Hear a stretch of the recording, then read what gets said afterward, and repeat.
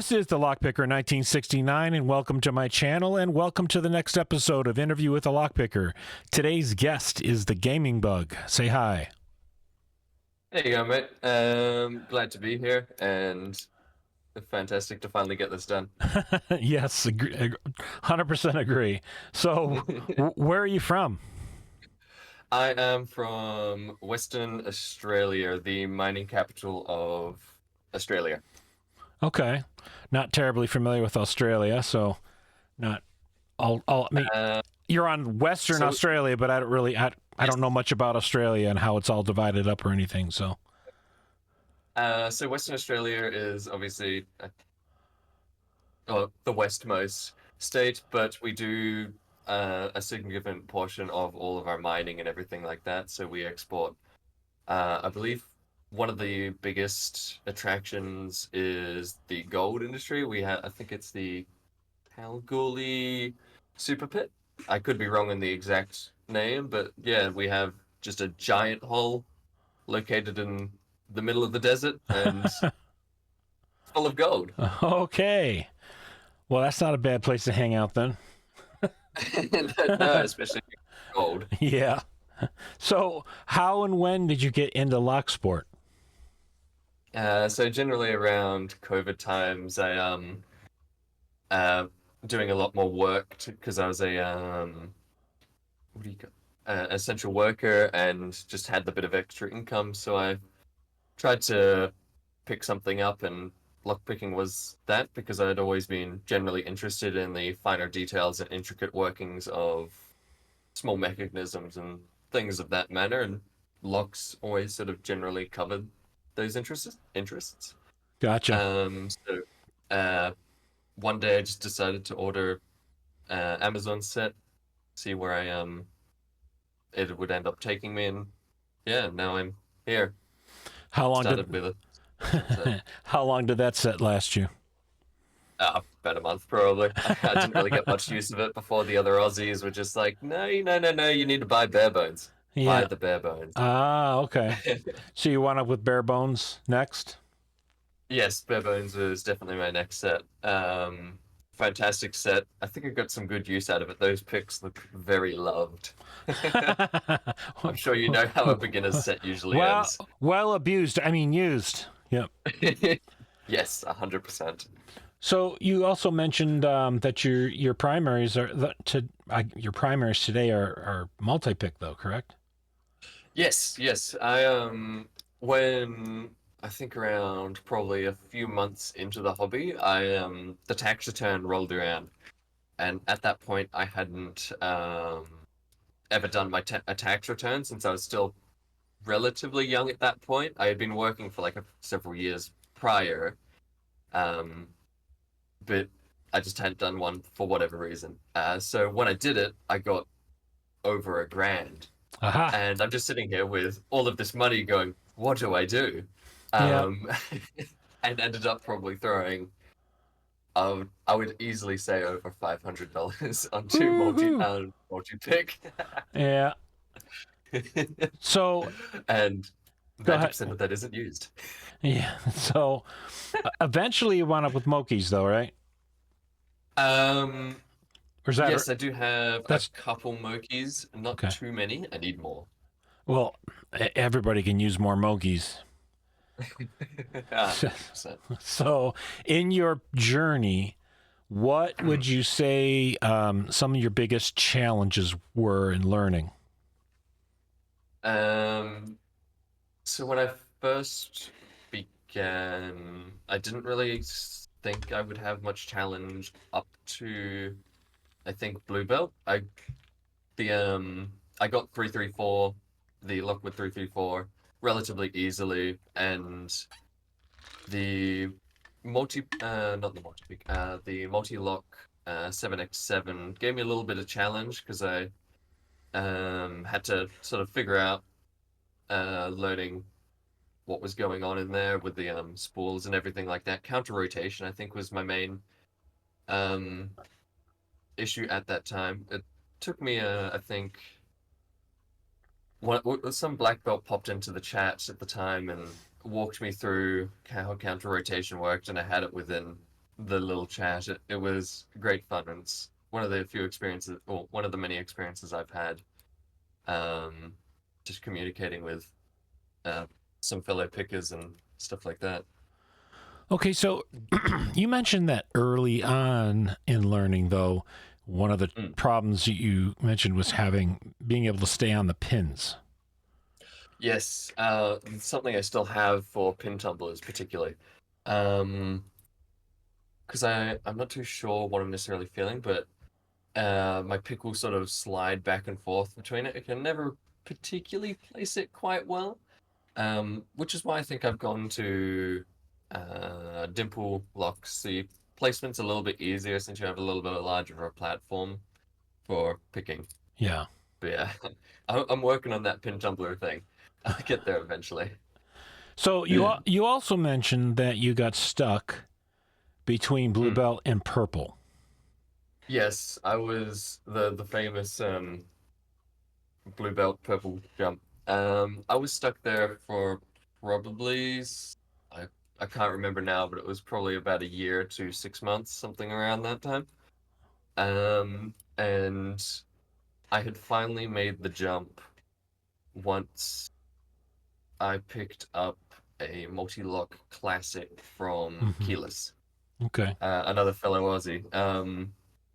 And I had picked up a bunch of locks from him, and the multi-lock was just one of the ones that he recommended, and I figured why not give it a try, because I already had the multi-pick dimples. So I was like, yeah, why not? I'll give it a try. I don't really have too many dimples at the moment, so let's see what's going on. Okay. Um, and I think it was like one early morning. The missus is still asleep in the bed. I'm just sitting at my desk playing with the lock, and then it just opens.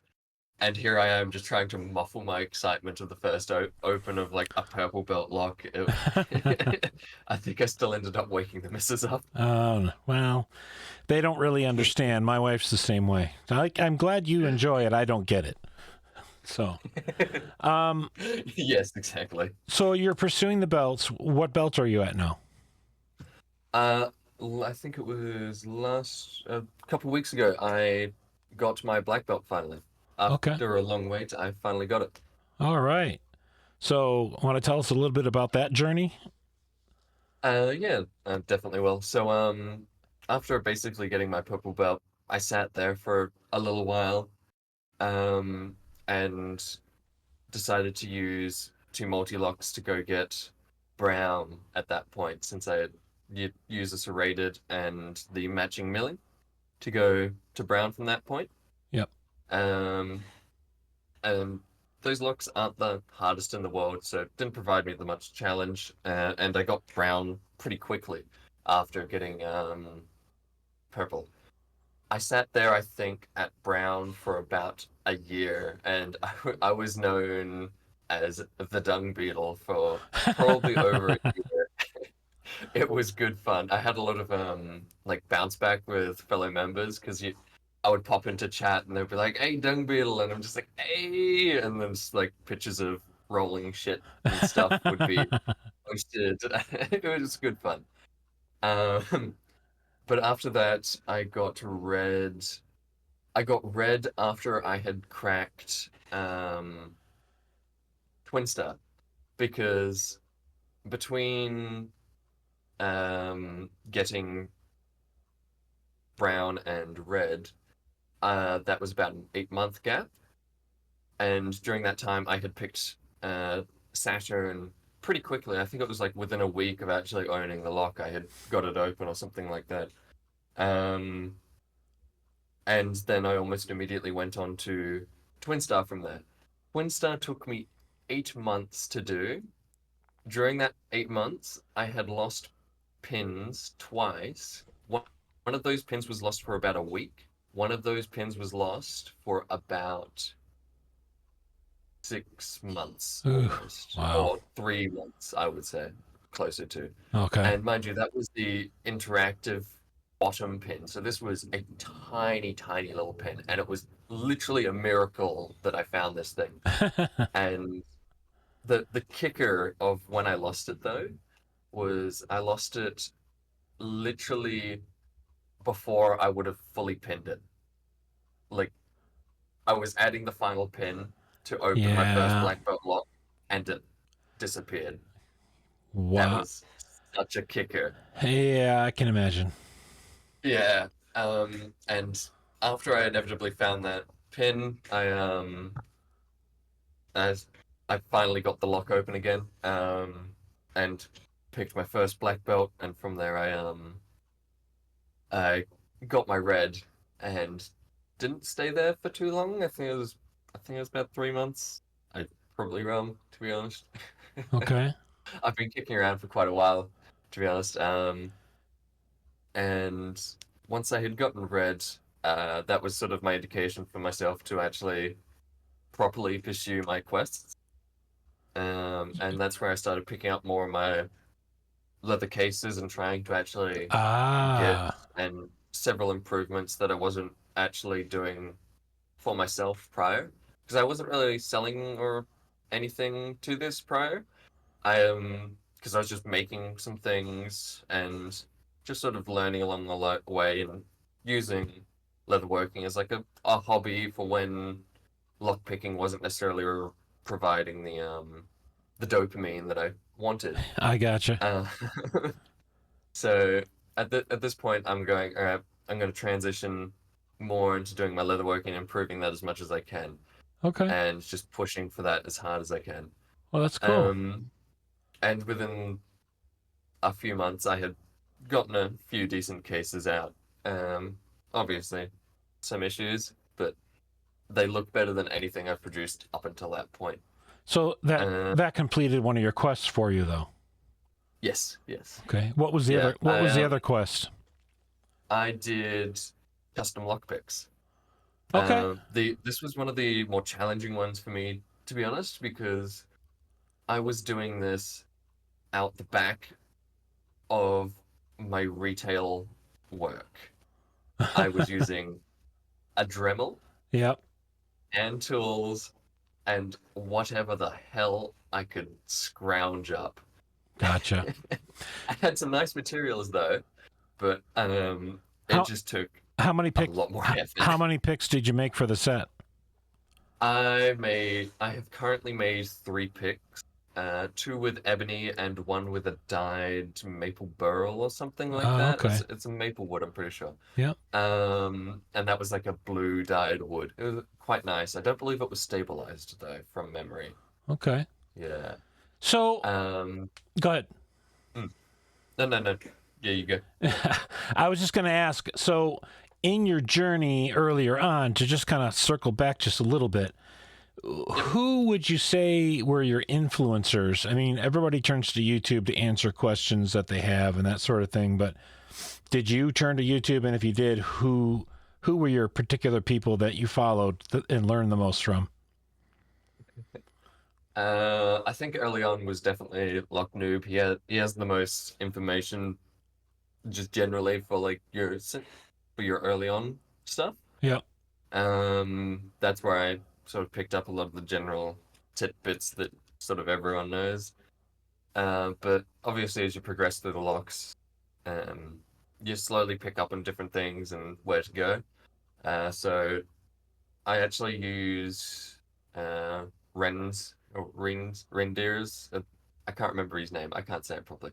Yeah. His videos quite a lot because he just sort of has done a little bit of everything, Yeah. and his videos always show Yep. everything that I generally need to know what I'm doing. Because most of the time when I do go to a YouTuber or something like that, I'll find the bit that I want, watch a little bit before and after that, and then just sort of do my own thing. I don't necessarily like watch the video through or something like that. But yeah, I Okay. need to watch more locksport content. All right. So Every now and then I do. eventually you got into the community, though. How did you get introduced to it? So when I first started, I had posted a picture of, I think it was a Lockwood 20, 120. This thing is known for being cursed. I'm pretty sure if memory serves correct. Um, but Mick popped into the Reddit post and was like, Australian. I'm just like, yeah, duh. And from there, he sent me an invite to the Australian Pickers server, and I didn't really go much out from there, even though I didn't sort of know about Lock Pickers United. I just sort of stayed within the tight knit community of Australia for a while. Sure. I just sort of stayed there and was like, this is my spot. I like it here. Okay. Yeah, soon after that, though, probably like a month or something, I eventually joined LPU and sort of slowly integrated myself into there, which is primarily just shit posts and lounge. Okay, fair enough. So I wanted to come back to one thing on the when you were working on your belts. You had your difficulty going from blue to purple, and the blue belt. The blue belt, though, required you to do a challenge lock. Can you talk about what you did for that and who handled it for you to get you credit for it? Yes, so I sent a lock named Junker to HV Logic.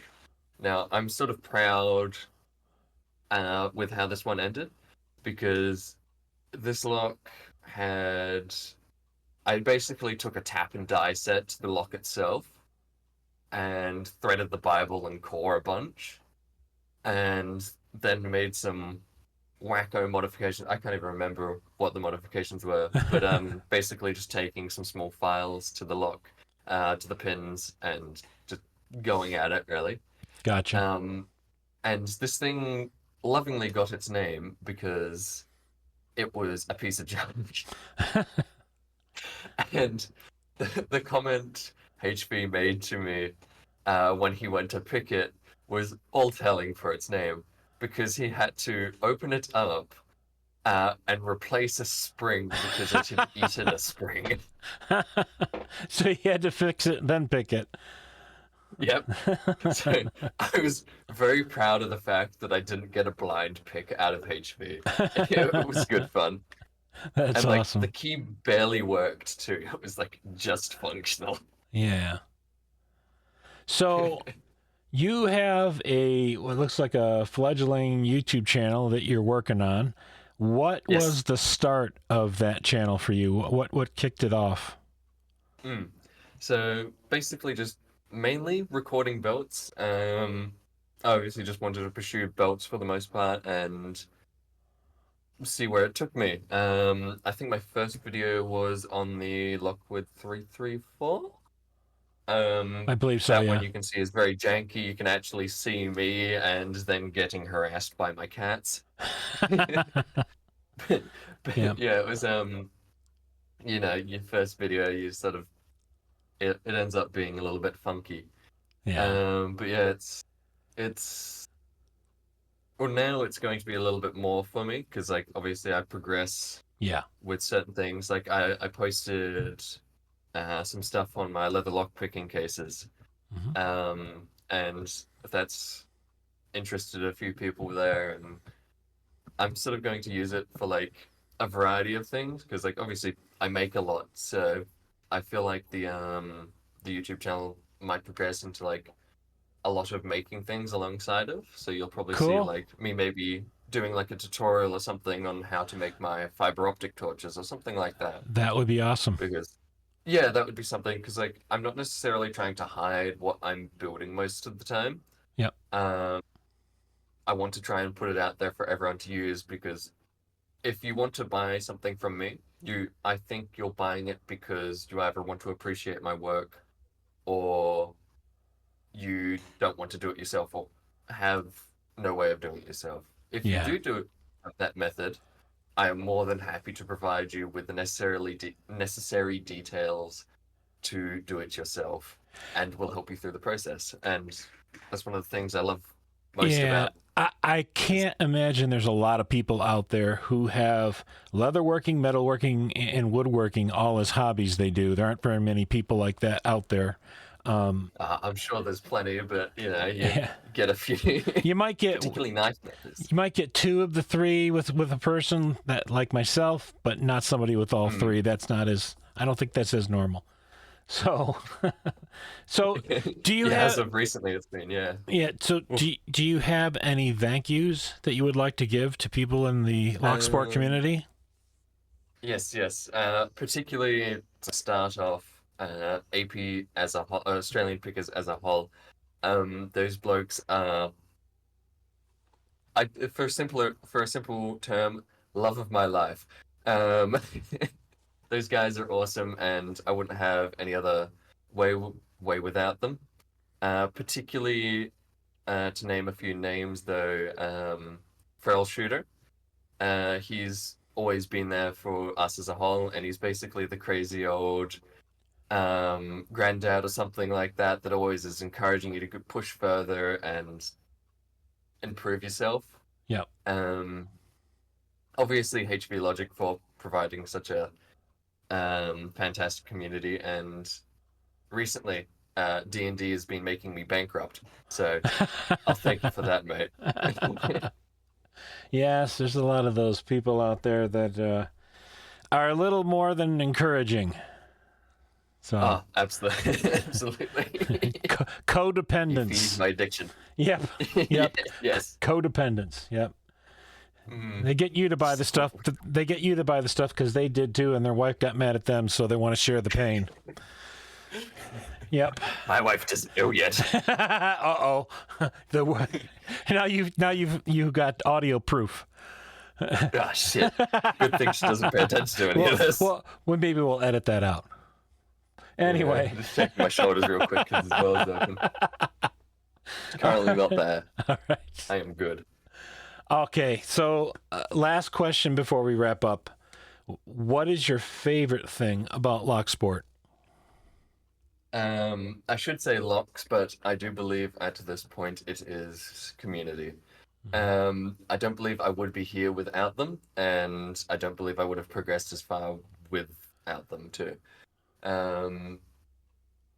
You guys are literally my only friends to some degree, as sad as it is, but I love being amongst it all and just seeing what everyone does, and it just pushes me forward to try new things and progress to further heights and achieve more and more as I can.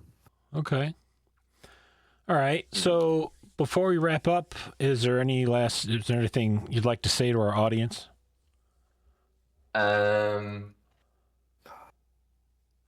What would I say? Words of encouragement or... Yeah. I think something that stuck with me for a long time, ever since I started, was when Ferrell corrected me on when I said, if I get my black belt. You getting your black belt is never an if, it's a when. Yeah. You always stick to it, you always progress. We are here for you, we'll make it happen. Together, we'll make it. Awesome. I want to thank you for doing the interview. It was a lot of fun talking with you, and I apologize for having to change schedules on you last weekend. That was a bit unexpected. Nah, you're all good. Shit happens. You'll get there. You'll get there eventually. But we're all doing better now, so it's yeah.